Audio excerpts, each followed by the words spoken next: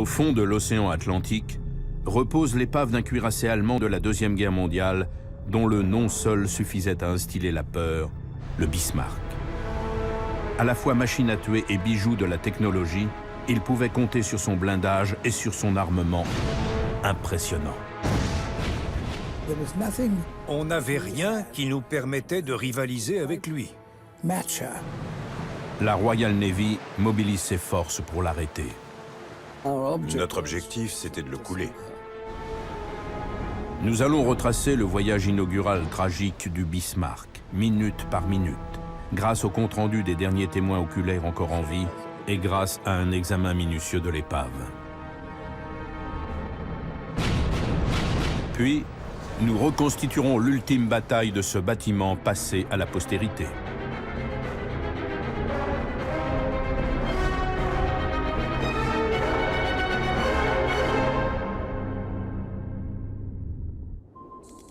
« 19 mai 1941. L'imposant cuirassier Bismarck quitte l'Allemagne nazie. Aux côtés du croiseur de bataille Prinz Eugen, il doit participer à une mission secrète, nom de code Rheinübung. Son objectif, semer la destruction parmi les convois alliés dans l'océan Atlantique. Sous le commandement de l'amiral Ludiens et du capitaine de vaisseau Lindemann, un équipage de plus de 2000 marins se trouve à bord de ce bâtiment à la pointe de la technologie.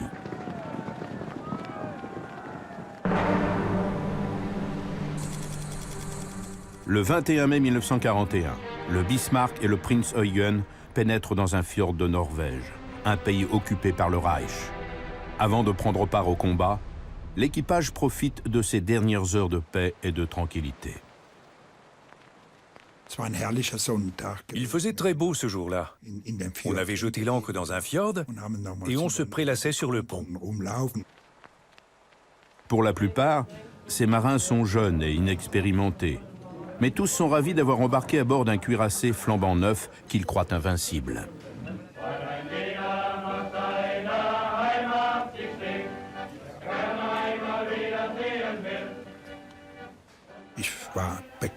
J'étais enthousiaste de voir un tel navire. On pensait tous qu'il ne coulerait jamais, tellement il était grand et bien armé. On se disait que personne ne pourrait l'envoyer par le fond. Le Bismarck symbolise la volonté du Führer de s'adjuger la suprématie navale.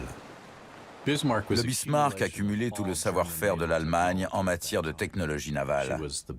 C'était le cuirassé le plus gros, le plus puissant et un des plus rapides de l'époque.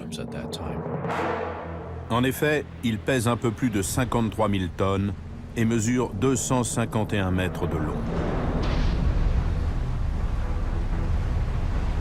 Malgré son gigantisme et son blindage, il file à près de 30 nœuds, soit 56 km/h.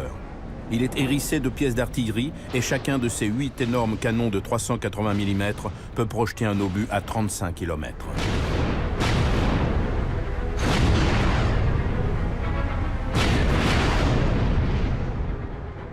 La puissance de feu combinée du Bismarck, c'est-à-dire quand ses 8 canons de 380 tirent en même temps, lui permettait d'envoyer près de 7 tonnes d'acier contre l'ennemi. Les Allemands sont persuadés que ce navire va leur permettre de faire pencher la guerre navale en leur faveur. Ils ne se doutent pas des épreuves qui l'attendent. Dans la matinée du 21 mai, alors qu'ils attendent l'ordre de lancer leur mission secrète, qui devrait commencer dès la nuit tombée, les marins sont profondément dépités par ce qu'ils repèrent dans le ciel.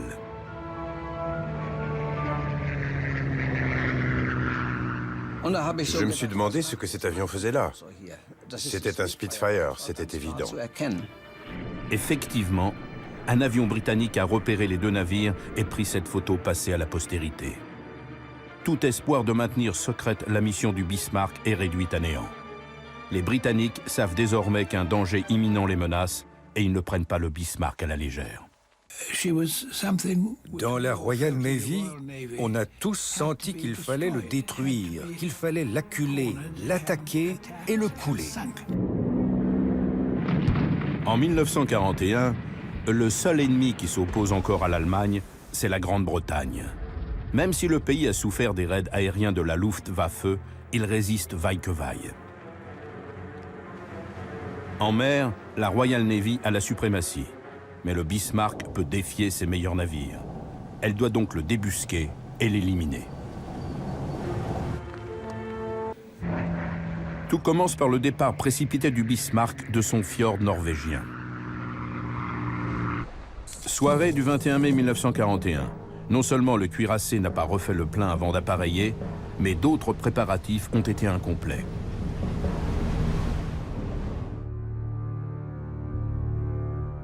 Deux raisons peuvent expliquer une telle hâte. Tout d'abord, le ministère de la Marine espère que les longues nuits arctiques vont dissimuler le passage du navire dans l'Atlantique. Mais en mai, elles commencent à raccourcir et le temps presse. Deuxièmement, conscients des efforts allemands pour rallier l'Atlantique, deux croiseurs britanniques font le guet dans le détroit du Danemark, un des accès possibles à cet océan, et le 23 mai, ils repèrent l'ennemi. Quand le Bismarck se retrouve face aux croiseurs lourds Suffolk et Norfolk dans le détroit du Danemark, il déclenche un feu roulant avec ses pièces principales. Et ça a détruit une antenne radar. Pour la première fois depuis sa mise en service, le puissant bâtiment donne de la voix, mais ne parvient qu'à se blesser lui-même. Installée à la va-vite, l'antenne radar principale ne résiste pas au choc imposé par l'armement. En conséquence, les capacités de détection sont fortement amoindries. Ça a conduit à l'inversion des positions du Bismarck et du Prinz Eugen. Ce dernier, qui n'a pas été repéré et dont les installations radars sont intactes, prend la tête du convoi. Pendant ce temps, des bâtiments britanniques se rapprochent par le sud. Le tout nouveau cuirassier Prince of Wales et le quasi-mythique navire amiral de la Royal Navy, le Hood. Lancé en 1918, sa carrière valeureuse lui a valu d'être surnommé le puissant Hood. On pensait que le Hood était insubmersible. Aucun bateau ne l'est, mais c'est ce que certains s'imaginaient. Talonnés par le Suffolk et le Norfolk, les Allemands filent à toute vapeur vers l'Atlantique et leur première bataille. À bord du Prince of Wales, la préparation bat son plein. On a réussi à établir la route et la position du Bismarck et à déterminer exactement à quelle heure on allait le croiser dans la matinée. Bien sûr, c'était passionnant de savoir qu'on allait avoir droit à une sacrée bataille à 5h30. Si ma mémoire est bonne, ça a dû se passer à cette heure-là. Effectivement, à 5h35, le Prinz Eugen, suivi du Bismarck, repère les deux Britanniques au-delà de l'horizon. Tout le monde était persuadé que le Bismarck était insubmersible.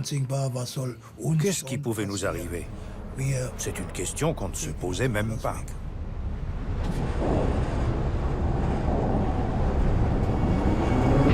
Le Bismarck et le Hood. Les deux navires amiraux se font face. Le duel des géants est sur le point de commencer et un seul en sortira vainqueur.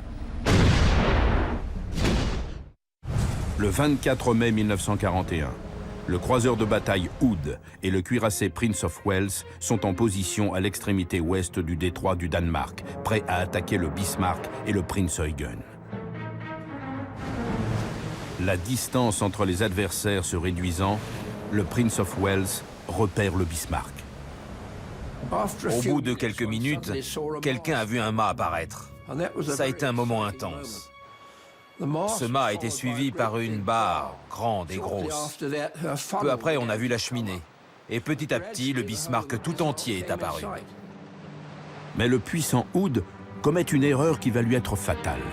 Dans le lointain, les silhouettes massives des deux bâtiments allemands ont l'air identiques. Le Hood a pris le Prinz Eugen, qui était en tête de la force opérationnelle allemande, pour le Bismarck. Et quand il a ouvert le feu, il a visé la mauvaise cible. Derrière, le Bismarck s'apprête à passer à l'action et pointe ses canons sur le Britannique. Et lui ne se trompe pas d'objectif. Il a presque immédiatement encadré le Hood. Quoique privés de radar actif, les systèmes de visée sophistiqués fonctionnent à la perfection. Il l'encadre une deuxième fois, preuve que son tir est très précis. Les gros obus soulevaient des gerbes d'eau immenses. Chaque salve s'approche un peu plus du Hood.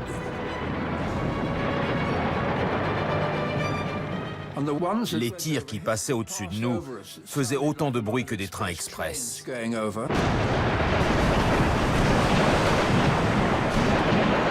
Sur la passerelle de commandement du Hood, l'amiral Holland donne l'ordre de se tourner vers le Bismarck à toute vitesse. Il sait qu'il doit réduire la distance pour éviter les tirs plongeants qui menacent une des zones les plus vulnérables, les ponts. Mais le Bismarck se met dans une position qui permet à ses tourelles avant et arrière, c'est-à-dire à sa toute-puissance de feu, de se déchaîner. Pour mettre 3 coups au but, il fallait tirer une centaine d'obus. Les flancs des cuirassés et des croiseurs de bataille sont fortement blindés. Mais le Hood est particulièrement fragile au niveau des ponts, car le blindage y est mince. Et il est à portée de tir idéal pour le tir plongeant du Bismarck. L'amiral Holland est sur la passerelle du Hood et il essaie de réduire la distance le séparant du Bismarck aussi vite que possible, parce qu'il sait que son navire est très vulnérable face aux tirs plongeants. L'Allemand tire à nouveau. Un de ses obus perce le mince blindage qui protège le dessus de la soute à munitions, l'endroit où sont entreposés les obus de 380 mm. Le Hood a explosé comme une espèce de gros pétard.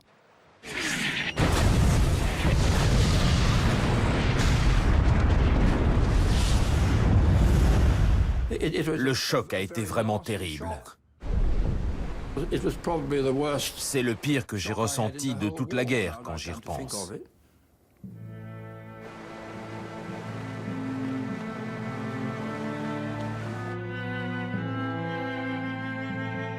À l'issue d'un duel qui a duré une huitaine de minutes, les quelques 1400 hommes d'équipage du Hood périssent en un instant. Il n'y a que 3 survivants. Ça nous a fait sentir avec d'autant plus d'acuité, à nous qui étions dans la Royal Navy, qu'il fallait acculer le Bismarck. Pour les Allemands, c'est une grande victoire. Seul ombre au tableau, le Prince of Wales a porté un coup au Bismarck qui va tout changer. Un obus de 350 mm a transpercé de part en part la proue du navire. Il a crevé un réservoir de carburant et provoqué une voie d'eau. Il est entré près du pont et a fait un gros trou, en ressortant de l'autre côté, près de la ligne de flottaison. L'équipage comprend vite que ces dégâts ne seront pas sans conséquences. 1 millier de tonnes de carburant étaient inutilisables et ça privait le Bismarck de sa capacité à lancer des raids contre les convois. Ce carburant, il en avait besoin pour sa mission au long cours à travers l'Atlantique. Et il aurait pu en reprendre en Norvège. La décision de Günther Lutyens prend alors une autre dimension. À vitesse réduite, il pouvait encore frapper, mais il ne pouvait plus s'enfuir. Le Bismarck ayant perdu du carburant et ne pouvant plus filer en avant toute, l'amiral Lutyens se dirige vers le port le plus proche, en France occupée, pour réparer. Ayant reçu de nouveaux ordres, le Prinz Eugen poursuit seul sa route. Après seulement 6 jours de mer, Rheinübung, la première mission du Bismarck, est annulée. L'atout d'Hitler a goûté à sa première bataille, à son premier succès et à sa première blessure cuisante qui met à mal le mythe de son invulnérabilité. Pour la Royal Navy, le mot d'ordre reste le même, il faut couler le Bismarck. L'Allemand fait route vers la France, talonné par les bâtiments de Sa Majesté. La fuite de carburant est particulièrement inquiétante et il doit avancer à vitesse réduite pour être sûr de rallier la côte. Les Britanniques le suivent à la trace grâce au radar. Et un croiseur fait des zigzags pour tromper d'éventuels U-boats. À bord du Bismarck, le capitaine de vaisseau Ernst Lindemann donne l'ordre de virer à tribord au moment où le croiseur appuiera sur bâbord. Alors, hors de portée de radar, le cuirassé disparaît des écrans. À ce moment-là, les Britanniques ne savent plus où est le Bismarck. Mais l'amiral Günther Lutyens l'ignore, parce que lui capte encore les signaux radars de l'ennemi. Et il transmet un long compte-rendu à Berlin. Il s'est dit, de toute façon, les Britanniques savent où je suis, donc je ne risque rien à envoyer ce message. Ça a été une erreur tragique. Cette décision a effectivement des conséquences dramatiques. À ce moment-là, les Britanniques ont pu se caler sur le signal radio allemand. Et grâce à la triangulation, ils ont déduit la position approximative du Bismarck. Mais où se trouve-t-il précisément dans l'immensité de l'océan? Les Britanniques envoient des hydravions Catalina pour le débusquer. L'un d'eux vole pendant des heures au milieu de la couverture nuageuse qui l'empêche de voir quoi que ce soit. Puis tout à coup, à travers un coin de ciel dégagé, il repère quelque chose à la surface de l'eau. Oui, c'est le Bismarck. Ils l'ont trouvé.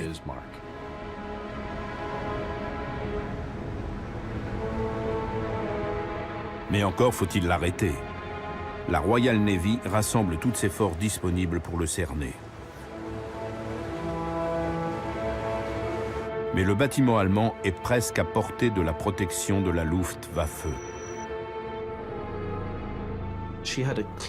Il avait une vraie chance d'atteindre la France sain et sauf. Les Britanniques n'avaient droit qu'à une seule tentative pour arrêter le Bismarck, et c'était en lançant une attaque aérienne. Un seul bâtiment, le porte-avions Ark Royal, peut y parvenir. Des pilotes chevronnés préparent leur bombardier torpilleur Swordfish pour une mission à haut risque, car la météorologie se détériore et le Bismarck est à la limite de leur rayon d'action. J'avais mon alliance sous mon gant, et quand je me suis retrouvé sur le pont d'envol à bord de mon avion, au moment de mettre le contact, je l'ai senti. Et je me suis dit, j'espère que je vais revenir.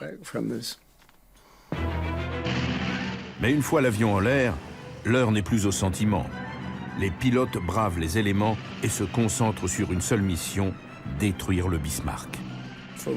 D'une altitude d'environ 8000 pieds, on a tourné en direction du navire et on a lancé notre attaque. Les Swordfish sont robustes mais lents.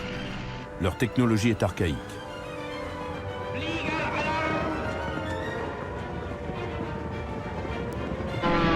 C'est un peu David contre Goliath. Ils étaient prêts à affronter la mort. On peut le dire. On a tiré avec toutes nos armes. On voyait les avions anglais.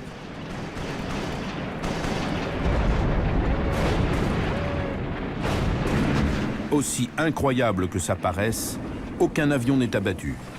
L'explication est à chercher du côté de l'admission au service actif précipité du Bismarck, de l'inexpérience de son équipage et de la vétusté de ses canons anti-aériens. Les canons anti-aériens, les batteries de 105 mm, ne pouvaient pas tirer suffisamment bas pour toucher les bombardiers torpilleurs, qui volaient relativement lentement et à basse altitude. Les marins manquent d'expérience. On n'avait pas été suffisamment entraînés à tirer sur des avions qui approchaient.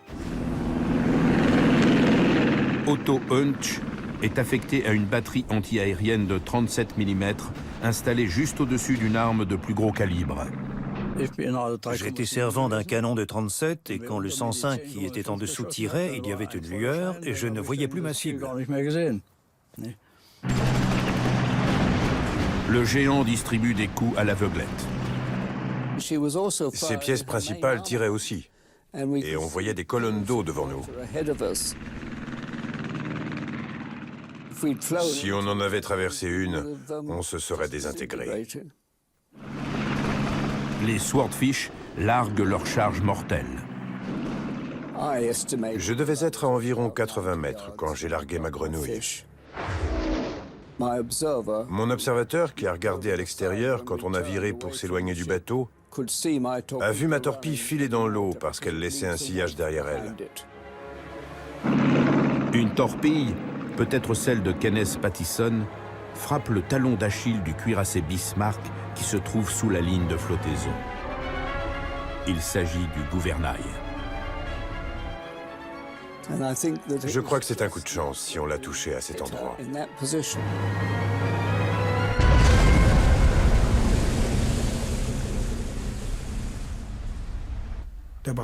C'était bien là qu'il fallait viser.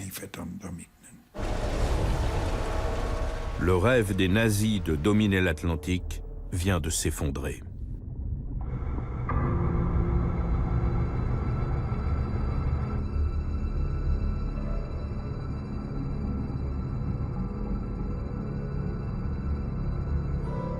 À bord du bateau de l'expédition, les souvenirs submergent les deux anciens marins.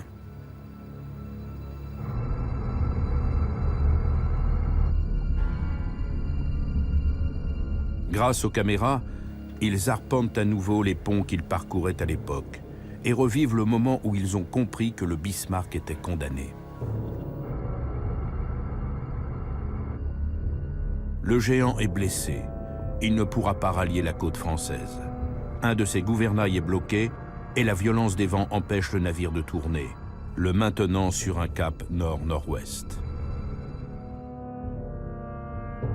Tout espoir est perdu. À la dérive, le Bismarck n'attend plus qu'une attaque qui ne devrait plus tarder. Lutyens envoie un message à Berlin auquel Hitler répond. Le Führer a annoncé par radio « Tout le peuple allemand est avec vous ». Et Lutyens a répondu quelque chose comme « Nous nous battrons jusqu'au dernier obus ». Je ne me souviens plus des paroles exactes. Pour le fleuron de la Kriegsmarine, l'heure du jugement dernier a sonné. Les Britanniques ignorent qu'ils ont endommagé le Bismarck, mais sa route trahit pourtant qu'il a un problème. Ils observent ses mouvements et sont surpris de son cap. Route du Bismarck, plein nord. Mais plein nord, c'était dans notre direction. Incapable de manœuvrer, le bateau allemand ne peut plus aller que dans une seule direction, droit vers son ennemi. Ce pourquoi nous avions prié, ce que nous attendions, allait arriver.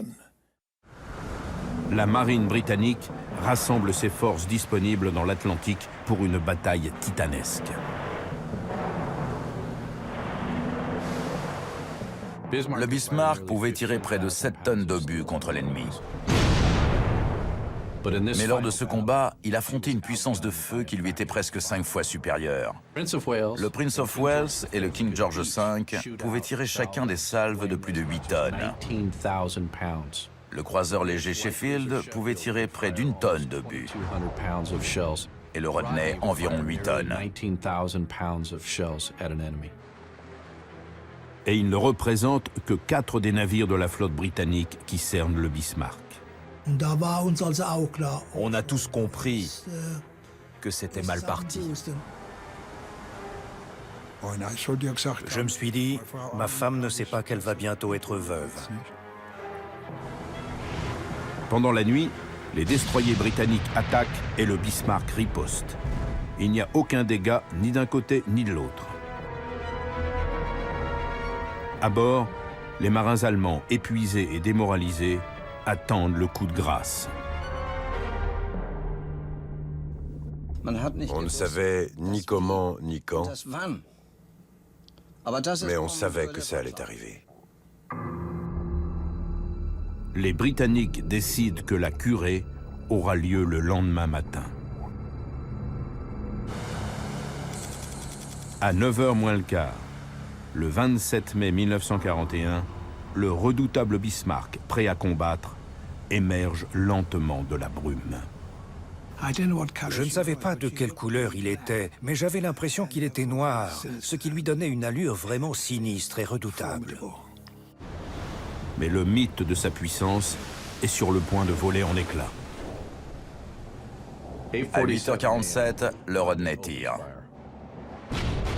Le Bismarck riposte. Incapable de manœuvrer, le cuirassé est une cible facile. Et les premiers obus s'abattent sur lui à 8h59, après 12 minutes de combat. Ils incendient le pont avant et mettent hors de combat les 2 tourelles qui s'y trouvent. Le Bismarck prenait obus sur obus. Un de ceux tirés par le Norfolk touche la conduite de tir principale sur la 1.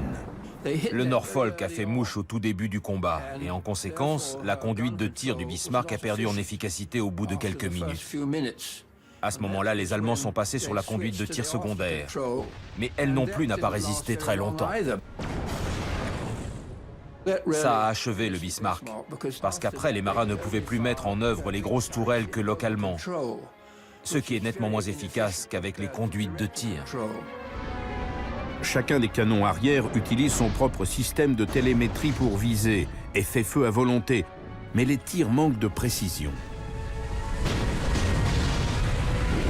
Et les obus continuent de s'abattre sur le Bismarck.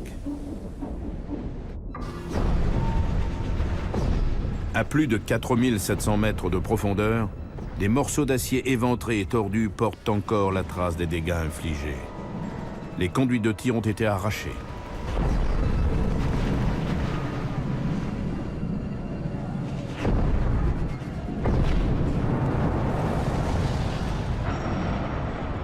Les obus touchent aussi les hangars avions et la catapulte des Arado 196. Elle ne fera jamais décoller le moindre appareil. Les hangars sont toujours là, mais les avions ont été consumés par la fournaise qui a dévoré le Bismarck.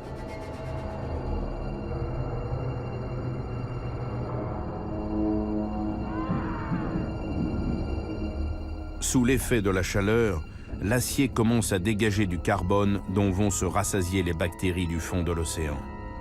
Elle dévore l'épave et la couvre de ces concrétions semblables à des stalactites de rouille. Une seule des tourelles avant, baptisée Anton, parvient à tirer un seul obus. Les Britanniques, eux, mettent à nouveau dans le mille. La tourelle Anton est alors hors de combat. Puis c'est au tour de Bruno. Il y a une violente explosion et l'arrière de cette tourelle est complètement arraché. Lorsqu'un nouvel obus touche Anton, les éclats endommagent un peu plus la tourelle Bruno et tuent presque tous ceux qui se trouvent sur les parties à découvert de la passerelle. Lors du naufrage, ces lourdes tourelles se sont détachées de leur affût pour ne laisser que ces trous béants.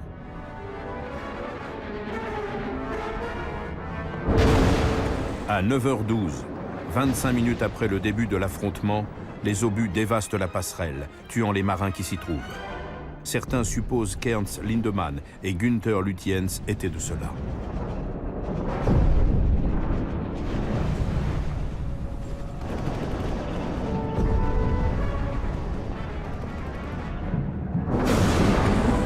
Bien que les conduites de tir principales soient hors d'usage, les canonniers parviennent tout de même à tirer plusieurs salves.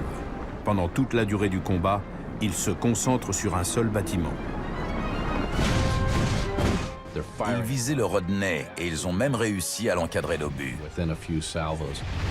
Mais aucun projectile ne fait mouche et le Britannique continue de tirer. Ils touchaient sans arrêt le Bismarck.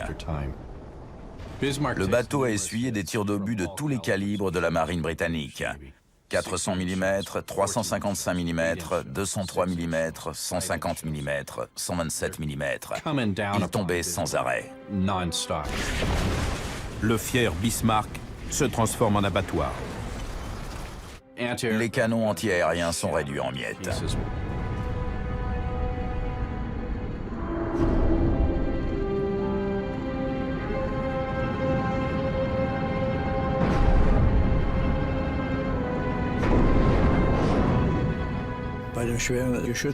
Devant l'intensité des tirs, on a reçu l'ordre de s'abriter dans les superstructures.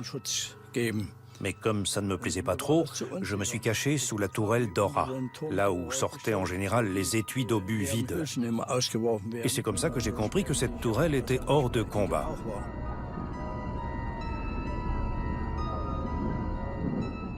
Dora est éliminée juste avant que la tourelle César tire sa dernière salve. Ensuite, la fumée oblige les servants à abandonner les lieux.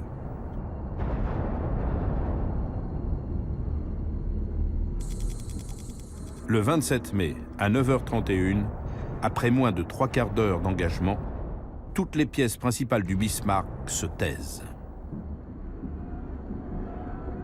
Les Britanniques, eux, continuent de tirer pour couler le cuirassé. De loin, ils constatent que des morceaux de navires sont arrachés à chaque nouvel impact. Des explosions, des incendies. C'est horrible. Des éclats d'acier qui volent dans tous les sens. Le grand mât est touché, il se couche sur le pont avant de basculer par-dessus bord. Une des grues est touchée aussi, et elle s'abat sur les superstructures.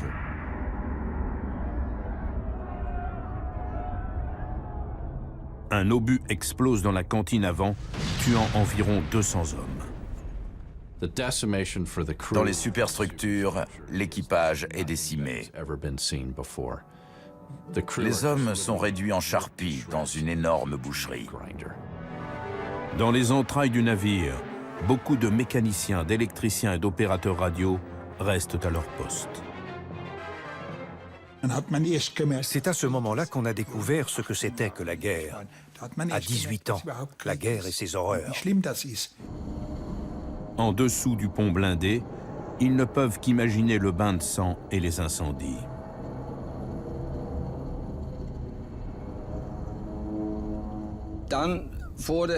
Puis, il est devenu évident qu'on tirait de moins en moins et qu'on se faisait tirer dessus de plus en plus. Ça s'entend et ça se sent, c'est tout. Mais on se dit toujours, et maintenant? Une fois les canons allemands réduits au silence, les navires britanniques s'approchent de leur proie. Le Rodney et le King George V se sont tellement approchés que l'élévation de leurs canons, qui était au départ dans cette position, est passée à l'horizontale. À moins de 2000 nautiques, le Rodney se prépare à tirer à bout portant avec ses pièces principales. Les marins voyaient les explosions et les morceaux de bateaux qui s'envolaient, qui tombaient dans l'océan. Des éclaboussures d'obus se soulevaient autour du Bismarck parce que tous les bateaux lui tiraient dessus. Le navire ne pouvant plus se défendre, à bord c'est du chacun pour soi. Mais beaucoup de marins ne connaissent que très mal le labyrinthe qui s'étend dans la coque du Bismarck. J'ai tourné en rond parce que je ne connaissais pas à 100% tous ces ponts, ces escaliers, ces tranches. Ils suivent leur instinct pour sortir. On agissait de façon mécanique, on était terrorisés. Dès qu'on trouvait un passage, on grimpait. Jusqu'à ce que finalement, je vois de la lumière. En débouchant sur le pont supérieur, ils n'en croient pas leurs yeux.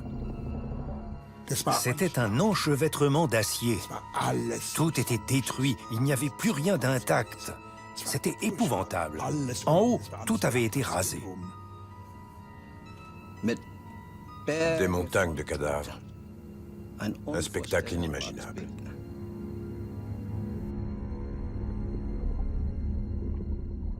Et les obus continuent de pleuvoir. On ne pouvait se cacher que derrière les tourelles des pièces de 380. On voyait les Anglais tirer. On ne pouvait qu'essayer de sauver sa peau, mais c'était l'enfer. C'était indescriptible.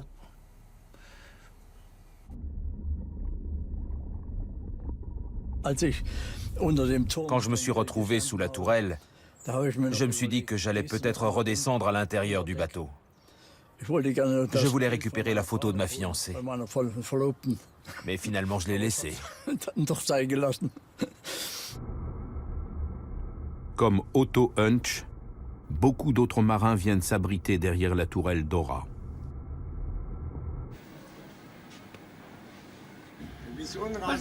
Regardez, c'est d'ici que je suis sorti. Ensuite, je suis passé ici. J'ai fait le tour.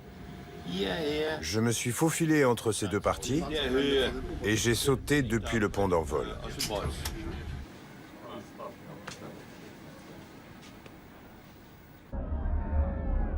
Les Britanniques voient les Allemands plonger dans l'eau glacée. On a observé un petit groupe d'hommes. C'était la première fois que je voyais l'ennemi en personne. Ces marins sont sortis des superstructures. Ils ont couru le long du bateau jusqu'à la plage arrière, comme des lemmings. Et ils se sont jetés à la mer pour échapper à l'enfer qui régnait à bord. Gravement endommagée, la coque prend du roulis, mais le bateau refuse de couler. Ce qui est ironique, c'est que c'était la grande force du Bismarck. Il avait été conçu pour résister à ce genre de combat.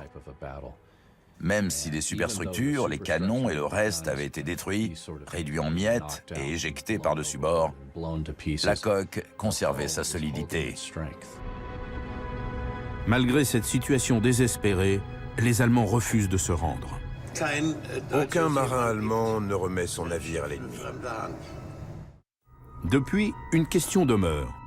Les Britanniques ont-ils achevé le Bismarck ou les Allemands l'ont-ils sabordé? Saborder un bateau ne fait que précipiter son naufrage. Lorsqu'il a coulé, ça n'était plus qu'une épave, donc ça n'a rien changé. Peu importe qu'il ait été sabordé ou coulé par une torpille britannique. La coque est quasiment intacte, mais ici on repère des traces indiquant un sabordage. Le métal tordu d'une prise d'eau de refroidissement indique qu'une explosion a eu lieu sous la ligne de flottaison. Évidemment, les Britanniques n'aiment pas trop l'admettre, parce qu'ils préfèrent avoir le sentiment d'avoir tout fait tout seul, mais ça n'a pas été tout à fait le cas. Sans l'ordre de saborder et d'abandonner le navire, beaucoup de marins qui se trouvaient à l'intérieur n'auraient jamais quitté leur poste. Au moment où le navire était sur le point de chavirer, j'ai gonflé mon gilet de sauvetage et j'ai sauté à l'eau. Cette eau est glaciale, à peine plus de 10 degrés, et saturée de carburant. Des morceaux de bateaux et des cadavres flottent un peu partout. Ensuite, la coque se renverse. Je pourrais encore la dessiner. Elle s'est enfoncée comme ça, à la verticale, la proue la première. Ça a pris environ 5 minutes.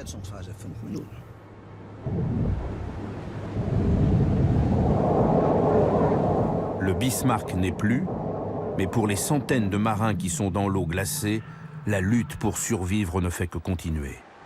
Ils dérivent au milieu d'un océan agité par le mauvais temps.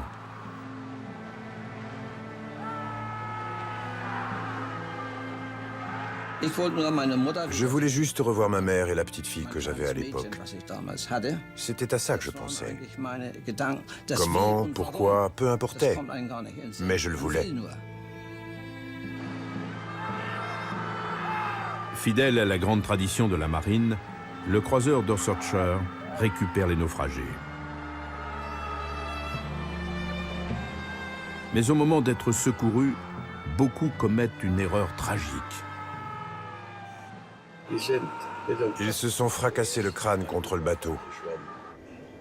Les vagues les repoussaient, puis elles les précipitaient avec violence, la tête la première, contre la coque. La mer démontée projette certains d'entre eux contre les flancs du croiseur. Une fois qu'ils sont inconscients, c'est la noyade assurée. Pour d'autres, c'est la chance ou la détermination qui font la différence entre la vie et la mort. Les marins anglais ont lancé des cordages, des boots, comme on dit dans la marine, et on a grimpé. Mais le camarade, qui voulait lui aussi en réchapper, s'agrippait au pied du gars du dessus, et les deux retombaient à la mer. Les survivants éprouvent toujours autant de reconnaissance à l'égard de leur sauveur. Je me dois de souligner que les Anglais nous ont traités comme leurs frères, alors qu'on s'était tiré dessus une demi-heure plus tôt. C'était aussi formidable qu'incroyable. Soudain, une alarme résonne. Un U-boat. Même si sa présence est impossible à confirmer, les Britanniques prennent une décision terrible. Pour se protéger, le Dorsetshire s'en va, abandonnant des centaines de naufragés à une mort certaine dans les eaux glacées. Au cours de l'opération Rheinübung, triomphe et tragédie sont liés, mélangés d'une façon très curieuse, dans les deux camps. La victoire initiale des Allemands a été fatale à un bâtiment britannique et à ses quelques 1400 marins, mais l'opération s'est finalement soldée par un triomphe anglais, puisque le Bismarck et plus de 2000 des hommes qui étaient à son bord ont disparu. Telle est l'arithmétique cynique de la guerre. La disparition du Bismarck aurait pu être évitée si l'opération avait été annulée dès le départ. Selon moi, envoyer ce bateau accompagné du croiseur lourd Prinz Eugen contre une marine dont les Allemands savaient qu'elle était très nettement supérieure à la leur n'était pas très malin. L'histoire regorge de si telle chose s'était passée et de si tel événement n'était pas arrivé, mais c'est justement ça, l'histoire. Le Bismarck, la machine à tuer d'Adolf Hitler, a été vaincu après seulement 9 jours de mer et envoyé à jamais dans les profondeurs de l'océan Atlantique.